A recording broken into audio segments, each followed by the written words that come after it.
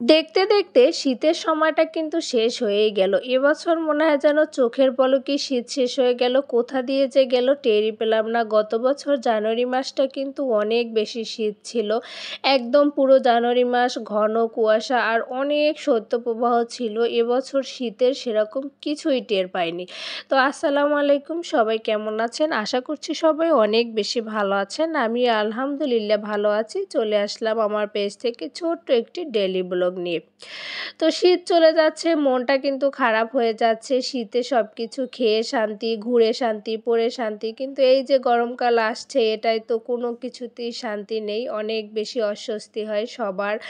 তো যাই হোক, সকালবেলা হচ্ছে আমি নাস্তা করে রান্না করতে চলে আসলাম। আজকে দুপুরের জন্য হচ্ছে ইলিশ মাছ দিয়ে বেগুন রান্না করব আর করলা ভাজি করব। আর একটা গ্রাম থেকে হাঁস নিয়ে এসেছিলাম। তো শীতের তো আসলে মজার খাবারই ছিল হাঁস। তো ভাবলাম যে এরপর তো আর এটা খেয়ে আর মজা পাবো না। তো বেশি দিন হয়ে গেলেও আর ভালোও লাগবে না। তো আমি ইলিশ মাছগুলো ভেজে সেই তেলেই হচ্ছে বেগুনটা ভেজে নিচ্ছি। আর একপাশে হচ্ছে করলাটা আমি সব একবারে দিয়ে দিয়েছি। করলাটা আমি কখনোই হচ্ছে ঢেকে রান্না করি না। এভাবে হচ্ছে মানে আস্তে আস্তে ভাজি করতে থাকি। একদম যে লাল লাল একটা ভাব চলে আসে, ওইভাবে করলা ভাজি আমার ভালো লাগে।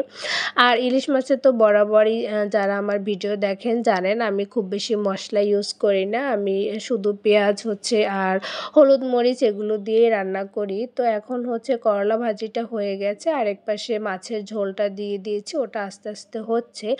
আর হাঁসটা গ্রাম থেকে যে এনেছিলাম মানে এত সুন্দর ফ্রেশ ছিল, পরিষ্কার করাটা একদমই আমার ঝামেলা করতে হয়নি। আমি জাস্ট হচ্ছে কেটে সুন্দর করে ধুয়ে বসিয়ে দিলাম। আর হাঁসের মাংসটা আমি বরাবরই দেখা যায় হাত দিয়ে মেখে গরুর মাংসটা যেভাবে রান্না করি ওভাবেই রান্না করি। হাঁসের মাংসটা সত্যি কথা বলতে হাতে মেখেই কিন্তু বেশি মজা। যারা সবসময় রান্না করেন তারা তো জানেন। তো আমি এখন হচ্ছে এটা সবকিছু দিয়ে দিলাম আর এটা হচ্ছে আমি এখন কষিয়ে রাখবো। আর আজকে হচ্ছে মজার একটা জিনিস হচ্ছে আমি এই হাঁসের মাংসের সাথে মানে ছিটরুটি পিঠা যে আছে ওইটা রান্না মানে করতে চেয়েছিলাম। তো আমার একটা পরিচিত এক আপুকেও ফোন দিয়েছিলাম। আমি আসলে ছিটরুটি পিঠাটা কখনোই আগে বানাইনি, প্রথমবার ট্রাই করেছিলাম। তো ওই আপুটা হচ্ছে সবসময় দেখি বানায়, ভাবলাম যে আপুকে একটু জিজ্ঞেস করি। তো আপু বলেও দিয়েছিল, কিন্তু আমি আসলে ব্যর্থ হয়েছিলাম। আমি পিঠাটা বানাতে পারিনি।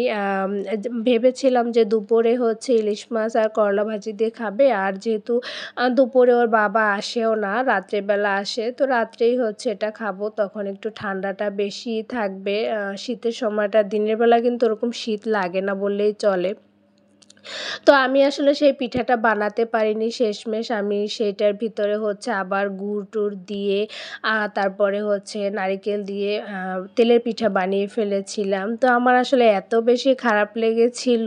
আর হাঁসটা দেখেন এত সুন্দর ছিল, অনেক বেশি মাশাআল্লাহ মানে তেল বেরিয়েছিল। আমি কিন্তু তেলের পরিমাণ খুবই কম দিয়েছিলাম, কারণ হাঁসের যে চামড়াটা থেকে কিন্তু অনেক বেশি তেল বের হয়।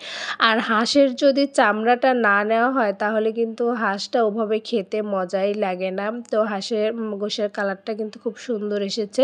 আর এইটা হচ্ছে রাতের ভিডিও। রাত্রেবেলা হচ্ছে আমি এই যে লাস্টে কাঁচা মরিচ-টরিচ দিয়ে আর কি উঠিয়ে নিচ্ছি। তো আজকের ভিডিওটা এই পর্যন্তই আমার। আল্লাহ হাফেজ।